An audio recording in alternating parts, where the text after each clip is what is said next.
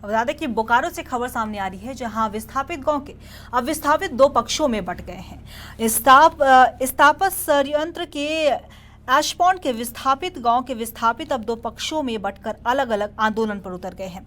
एक पक्ष आउटसोर्सिंग का काम चालू कराने में लगा है, तो दूसरा पक्ष इसका विरोध कर काम बंद कराने पर अड़ा है। एक पक्ष से विस्थापितों का नेतृत्व कर रहे नितिन सिंह ने कहा कि आउटसोर्सिंग का काम बंद होने से विस्थापित बेरोजगार हो गए हैं और एशपॉन्ड की सफाई नहीं होने से एशपॉन्ड का गंदा पानी घरों में घुस रहा है, जिससे यहाँ के विस्थापित परेशान हैं। उन्होंने दूसरे पक्ष पर आरोप लगाते हुए कहा कि दूसरे पक्ष के लोग अपने नाम एशपॉन्ड को टेंडर लेने को लेकर राजनीति कर रहे हैं। पिछले कई दिनों से आउटसोर्सिंग का काम बंद कराकर धरने पर बैठे हुए हैं और काम नहीं होने दिया जा रहा है। हम कहना चाहते हैं कि जो भी आगे पर खाली जगह दिख रहा है वो धान का खेती है और धान वहाँ पर प्रत्येक साल धान का उपज होता है। वैसे ज़मीन पर हम लोग विरोध करते हैं, वहाँ पर हम लोग डंप नहीं करने देंगे। लेकिन ये जो चालू करने वाला जो पक्ष है वो दलाली कर रहे हैं। वो लोग उस पैसे के लालच में, स्वार्थ में आकर के इन लोग दलाली करके कह रहे हैं कि हम काम चालू करेंगे, जबकि वो उसमें से लगभग लोग विस्थापित नहीं है और कुछ विस्थापित है। कुछ अगर विस्थापित है तो उसकी भी जांच हो, उसके लिए हमको कोई विरोध नहीं है। विस्थापित का अपना अधिकार है, वो मांग सकते हैं। चालू होने के पहले ही धरना पे बैठ गए थे, काम चालू नहीं हुआ था उसके पहले ही धरना पे बैठ गए। तो इससे साफ जाहिर होता है कि वो यहाँ पे अपना जागीरदारी करना चाहते हैं या तो अपना वर्चस्व यहाँ पे कायम रखना चाहते हैं और इनके साथ दबंग किस्म के माने लोग हैं, सामाजिक तत्व के लोग भी जुड़े हुए हैं। कौन है वो हैं माफिया लोग हैं, लो माफिया हैं, कोयला माफिया हैं, शराब माफिया हैं, ऐसे लोग इनके साथ जुड़े। बंद कराने की बात करें वो कौन है? जो बंद करा, रघुनाथ महतो की जो आंदोलन चल रही है वही आंदोलन के बारे में बोल रहे हैं। आंदोलन का नाम तो एकदम फर्जी आंदोलन है। कुछ आंदोलन है, जब आउटसोर्सिंग का हम लोग को विस्थापित बेरोजगार को जब रोजगार दे रही है तो ये क्या जताना चाहते हैं कुछ लोगों को लेके कि हम ही यहाँ का विस्थापित हैं।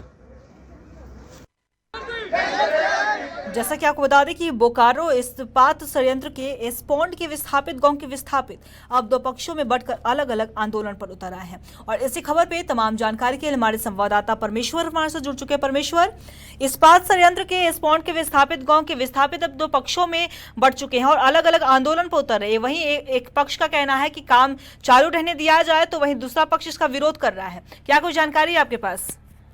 देखिए, जिस तरह से एशपॉन्ड में चल रहे आउटसोर्सिंग के काम को लेकर जितने भी एशपॉन्ड में से प्रभावित विस्थापित गांव है, वहाँ दोनों विस्थापित अब दो गुटों में बढ़ चुके हैं और दोनों पक्ष से अलग अलग आंदोलन कर रहे हैं, जिसमें एक पक्ष का मानना है कि आउटसोर्सिंग का काम चलना चाहिए और दूसरा पक्ष काम को बंद कर आंदोलन पर बैठे हुए।